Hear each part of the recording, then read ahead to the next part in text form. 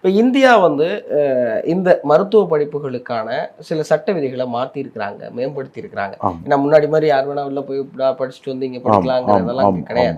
என்னெல்லாம் சொல்லுது சார் இந்திய அரசாங்கம்? அவங்க ஃபர்ஸ்ட் பாயிண்ட் என்ன சொல்லியிருக்காங்கன்னா, மினிமம் 4.5 வருஷம் நீங்க மெடிசன் பண்ணிருக்கணும். நம்ம இந்தியா மாதிரி மினிமம். மேக்ஸிமம் நீ 5 வருஷம் கூட படிச்சுக்க, 6 வருஷம் கூட படிச்சுக்க. But minimum 4.5 years. ஏன்னா சில கண்ட்ரிலாம் வந்து 2.5-3 வருஷம் தான் மெடிசன். ஃபர்ஸ்ட் 2 வருஷம் வந்து பேச்சுலர் டிகிரி பண்ணுவாங்க, பிஎஸ்ன்னு.